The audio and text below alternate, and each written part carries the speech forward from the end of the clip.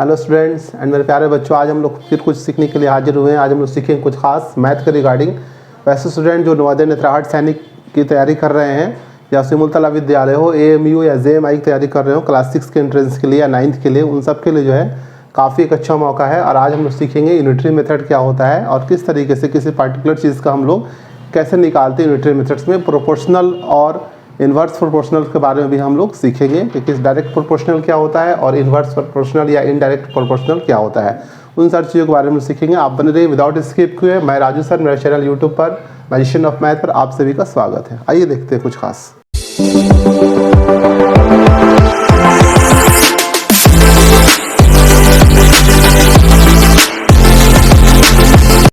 आज हम लोग देखेंगे यूनिटरी मेथड क्या है। यूनिटरी मेथड, इसको हम लोग डिफाइन करेंगे। यूनिटरी मेथड का जो होता है, यहाँ पर एकत्व विधि जो होता है, इसको हम लोग हिंदी में एकत्व विधि, डैट मीन्स पहले एक चीज़ का वैल्यू निकालते हैं, उसके बाद हम देखेंगे। फर्स्ट ऑफ ऑल हम लोग यहाँ पर ये चीज़ सीखने वाले हैं कि यूनिटरी मेथड क्या होता है और ये कितने तरह का होता है और किस तरीके से हम लोग उसको सॉल्व करते हैं, वो चीज़ देखेंगे। यहाँ देखेंगे यूनिटरी मेथड कैसे डिफाइन करेंगे। A method in which the value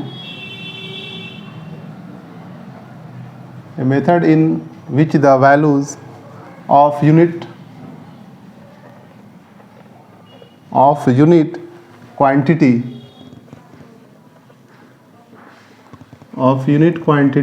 is first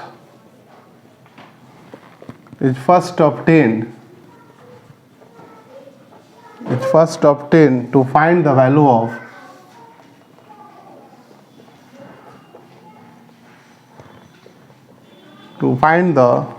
of any required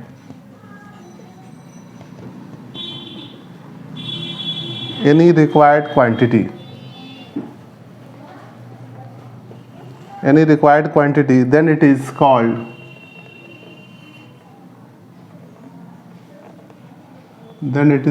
unitary method.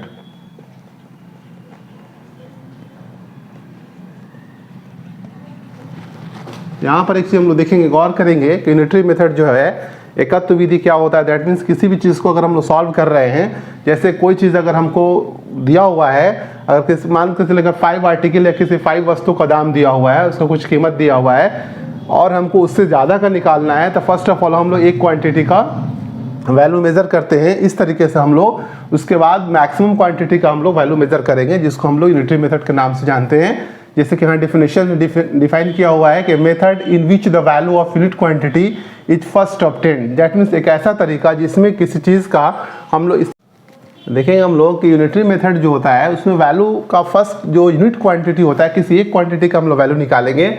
उसके बाद हम लोग मैक्सिमम जितना क्वांटिटी का रिक्वायरमेंट है उसके हिसाब से हम उसकी वैल्यू निकालते हैं। जैसे कि सपोज कीजिए कि अगर जो है 5 पेंसिल्स का दाम अगर 20 रुपीज़ दिया हुआ है और हमसे 1 डजन का पूछा जा रहा है, तो पहले 5 पेंसिल का दाम 20 रुपीज़ है, तो हम लोग एक पेंसिल का जो है प्राइस फाइंड करेंगे। तो 5 4 20, एक पेंसिल का दाम 4 रुपीज़ आ गया। उसके बाद हमको 1 डजन का चाहिए, तो फिर हम लोग 1 डजन का निकालेंगे, 12 × 4 दैट मीन्स 48। इस तरीके से जो हम लोग निकालते हैं उसको हम लोग यूनिटरी मेथड के नाम से जानते हैं। उसके बाद हम लोग देखेंगे इसमें जो है first of all unitary method, types of unitary method. Types of unitary method basically 2 तरह के होते हैं। एक होता है हमारा प्रोपोर्शनल लॉ, या यहाँ पर देखेंगे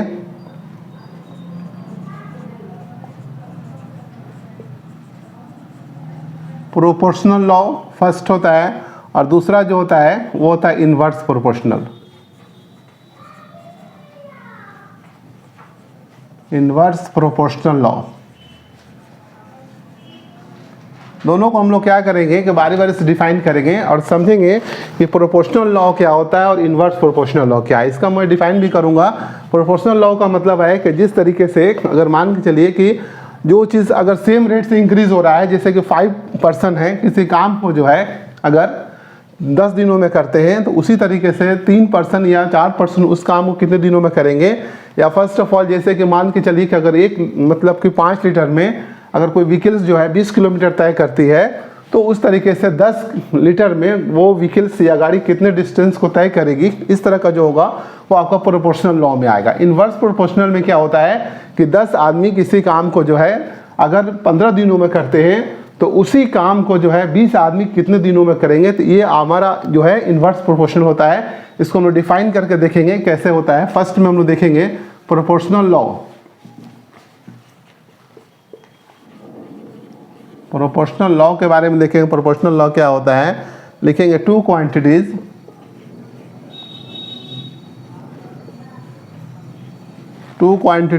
are said to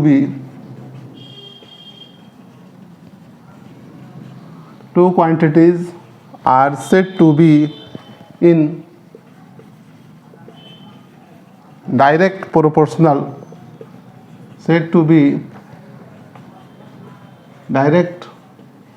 proportion if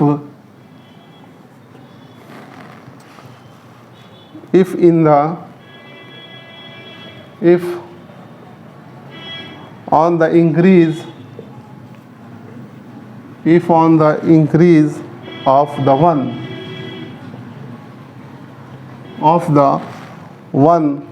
the other also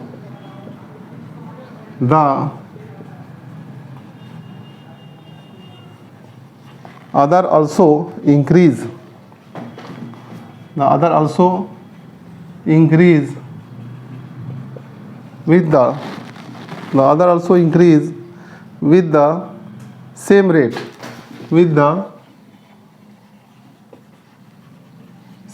अगर इस तरह का होता है कि two quantities are said to be in the direct proportion if in the increase to the one at the other also increase in the same rate, अगर same rate से बढ़ता है तब।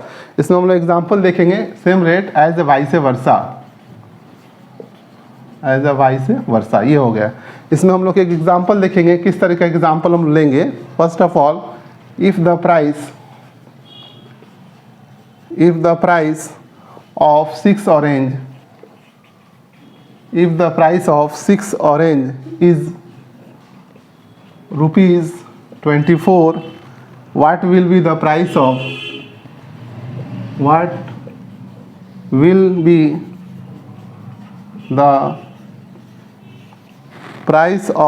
5 dozen orange। इस तरह का जो प्रॉब्लम होगा वो हमारा प्रोपोर्शनल का होगा। इसको हम लोग बनाएंगे। सबसे पहले इसमें क्या 6 ऑरेंज का दाम कितना है 24, तो हम लोग क्या करेंगे फाइंड करेंगे एक ऑरेंज का दाम। फर्स्ट ऑफ ऑल हम लोग क्या करते हैं यहाँ पर लिखते हैं 6 ऑरेंज कॉस्ट जो है हमारा कितना है ₹24। हम लोग क्या करेंगे एक ऑरेंज का दाम निकालेंगे। 1 orange cost is equal to 24/6, that means 4 rupees आ गया। ये हमारा आ गया ₹4, इसलिए यहाँ पर निकाल देंगे कॉस्ट ऑफ 5 डजन ऑरेंज है 5 डजन ऑरेंज, तो 5 डजन में कितना पीस होगा 60, तो 60 × 4 दैट मीन्स यह हमारा आ गया 240 रुपीज़। इस तरीके से हम निकालेंगे। तो यहाँ पर हम देखेंगे कि जो ऑरेंज का जो नंबर ऑफ ऑरेंज है और इसका जो फिर नेक्स्ट में जो निकाल रहे हैं 5 डजन, दोनों जो है वो आपका प्रोपोर्शनल में है और डायरेक्ट प्रोपोर्शन में। इस तरीके से क्वेश्चन को हम लोग सॉल्व करेंगे। आगे फिर जो हम लोग इन्वर्स प्रोपोर्शनल को देखेंगे और उससे रिलेटेड भी बहुत सारे क्वेश्चन हम लोग बनाएंगे, बस आप बने रहिए लगातार। नेक्स्ट यहाँ पर देखेंगे क्वेश्चन नंबर 1 डायरेक्ट प्रोपोर्शन पर देखेंगे कि किस तरीके से हम लोग क्वेश्चन को बनाते हैं सही ढंग से। यहाँ पर लिखेंगे if 8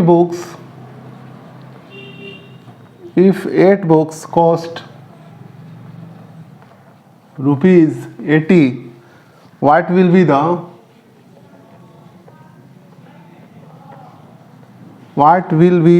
cost of such 15 books?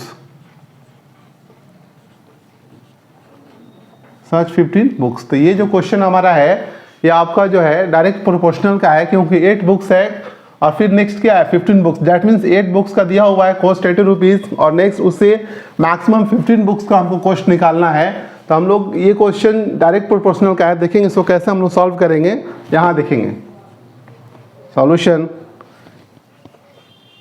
यहाँ पर लिखेंगे cost of 8 books is equal to ₹80। Therefore यहाँ लिखेंगे cost of one book is equal to 80 divided by 8। Next जो है यहाँ से डिवाइड करेंगे, ये हमारा आ गया ₹8 10 80। एक बुक का जो है प्राइस जो है वो ₹10 आ गया, इसलिए देयरफॉर लिखेंगे cost of 15 such books is equal to, यहाँ पर लिखेंगे 15 × 10, यहाँ पर आ जाएगा ₹150। इस तरीके से हम लोग काफ़ी इजी ढंग से निकाल देंगे। तो ये हमारा जो है, या इसको और एक अल्टरनेटिव मेथड है, अल्टरनेटिव मेथड भी हम लोग इसको देखेंगे। अल्टरनेटिव मेथड से इसको हम लोग कैसे बनाते हैं, जैसे कि यहाँ लिख लेंगे, बुक्स लिख लेंगे और यहाँ पर आपका कॉस्ट आ गया। नेक्स्ट जो है हम लोग यहाँ पर कितना बुक है 8 और इसके कॉस्ट कितना है 80 है। नेक्स्ट जो है हम लोग का 15 बुक्स है, तो यहाँ पर लिख लेंगे एक अननोन जो है हमारा जो नंबर होगा वो इस तरह का आएगा, ये हमारा आएगा। नेक्स्ट हम लोग क्या करेंगे, इसको कैसे बनाएंगे वो चीज़ देखेंगे। क्योंकि हम लोग का प्रोपोर्शनल में है तो यहाँ देखेंगे ऐसे क्रॉस मल्टीप्लिकेशन करके यहाँ पर लिखेंगे 8x is equal to 80 × 15, x is equal to 18 × 15 divided by 8, 8 10 80, 15 × 10 that means ₹150। ये हमारा हो गया इन जो है डायरेक्ट प्रोपोर्शनल क्वेश्चन। इस तरह अल्टरनेटिव से हम लोग ऐसे ही बना सकते हैं और इस मेथड से बना सकते हैं। इस तरह के और भी बहुत सारे क्वेश्चंस हैं जो कि मैं आपके सामने रखने वाला हूँ एक के बाद एक, बस आप लगातार बने रहिए। आइए देखते हैं। नेक्स्ट देखेंगे इन डायरेक्ट प्रोपोर्शनल पर देखेंगे क्वेश्चन नंबर 2। यहाँ पर है cost of 15 chairs is equal to rupees, आपका हो गया 1530।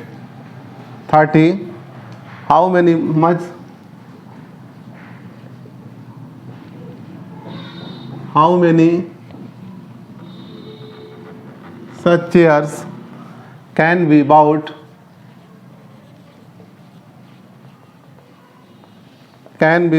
with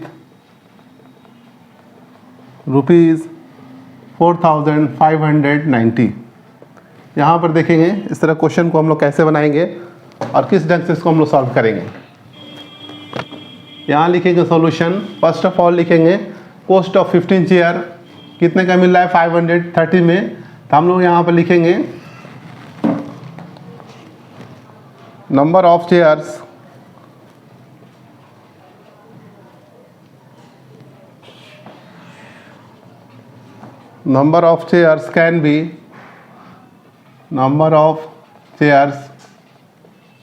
can be bought with ₹1530 is equal to 15, मतलब 1530 रुपये में हम लोग 15 कुर्सी अगर खरीदते हैं, देन लिखेंगे number of chairs can be bought in ₹1, that means 15 divided by 1530। Next लिखेंगे therefore number of chairs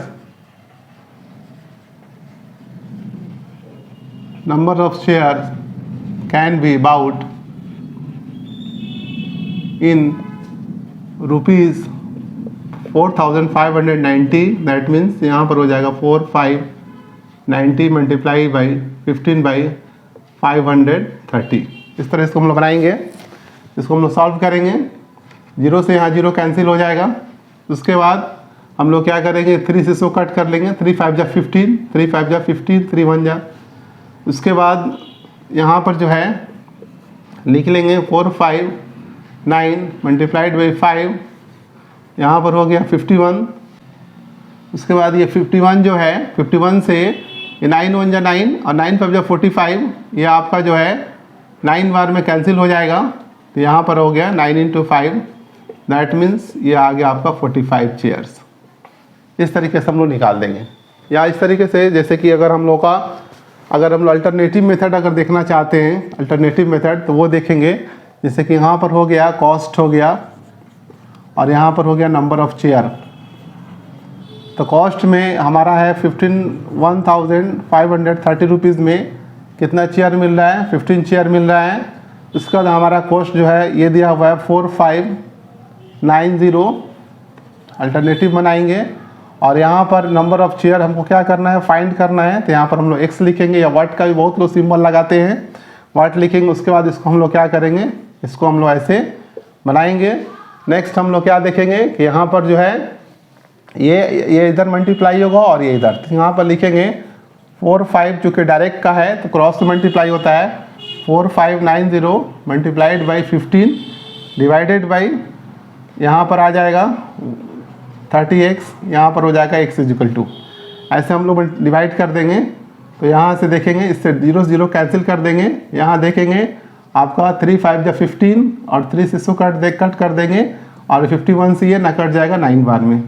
तो यहाँ पर हमारा हो गया x = 45, x = 45 हमारा चेयर्स आ जाएगा। इस तरीके से हम लोग बना सकते हैं।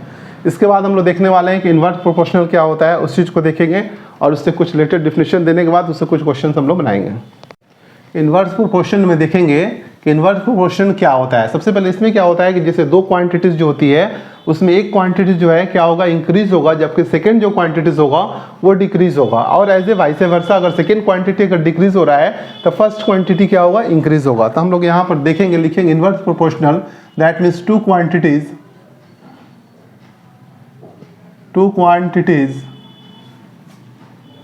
are said to be inverse proportional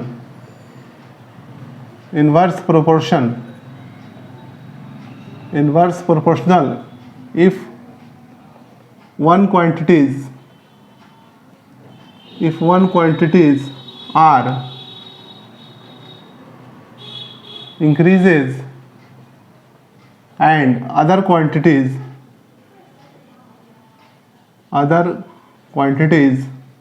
are decreases as same rate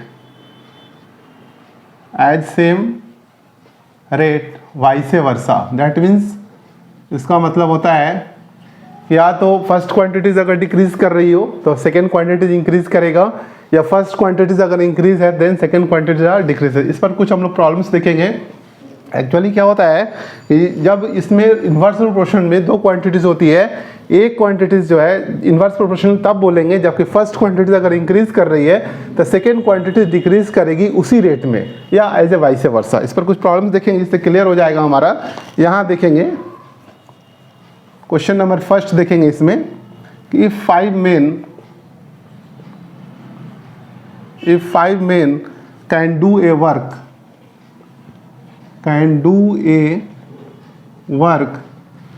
in 10 days,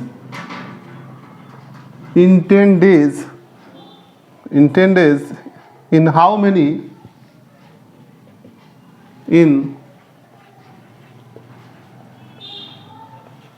many days will 25 men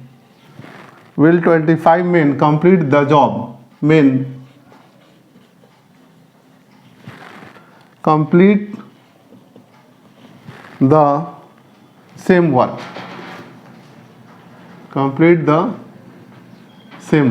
इसको देखेंगे हम लोग बनाते कैसे हैं। यहाँ देखेंगे solution. If 5 men can do a work in 10 days, तो यहाँ पर लिखेंगे since 5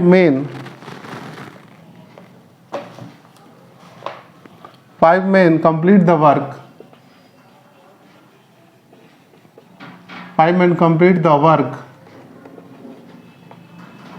the work is equal to 10 days। इसलिए therefore 1 man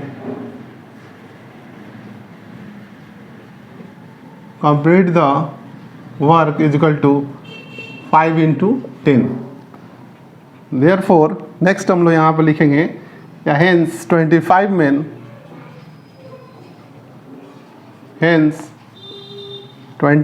men will complete the work will complete the work 5 into 10 divided by 25।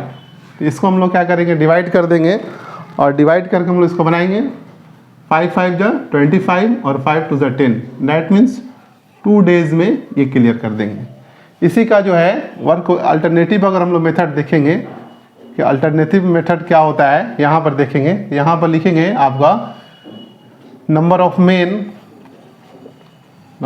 Main और यहाँ पर लिखेंगे number of days. तो नंबर ऑफ मेन हमारा यहाँ पर दिया हुआ है 5, यहाँ पर दिया हुआ है 10। नेक्स्ट जो है नंबर ऑफ मेन जो है हमारा 25 दिया हुआ है, नंबर ऑफ डेज हमारा नहीं है तो इसको हम लोग x सपोज करेंगे। यहाँ पर देखेंगे इसको हम लोग बनाते कैसे हैं। अब ये आपका इन्वर्स प्रोपोर्शनल का है, तो इन्वर्स प्रोपोर्शनल में देखेंगे यहाँ पर ये ऐसे मल्टीप्लाई होगा, ऐसे बिल्कुल स्ट्रेट। तो हम लोग यहाँ पर लिखेंगे 5 into 10 डिवाइडेड बाई 25 और यहाँ पर लिखेंगे x। तो 5 5 जा 25, 5 2 जा 10, x is equal to 2 days. तो ये हमारा होता है इन्वर्स प्रोपोर्शनल। इससे रिलेटेड एक और प्रॉब्लम्स देखेंगे और आप बस कंटिन्यू बने रहिए। नेक्स्ट देखेंगे क्वेश्चन नंबर 2, यहाँ पर देखेंगे if 6 men can do a work, if 6 men can do a work in 32 days, 32 days in how many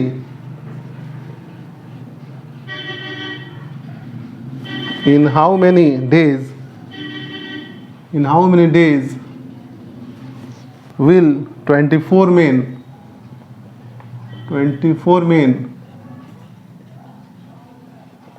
complete the same work,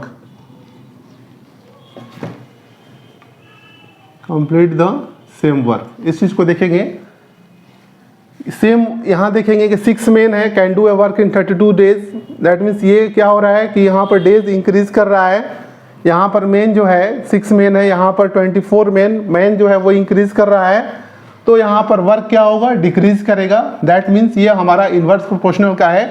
यहाँ पर लिखेंगे सॉल्यूशन, लिखेंगे यहाँ पर सिंस 6 मेन कंप्लीट द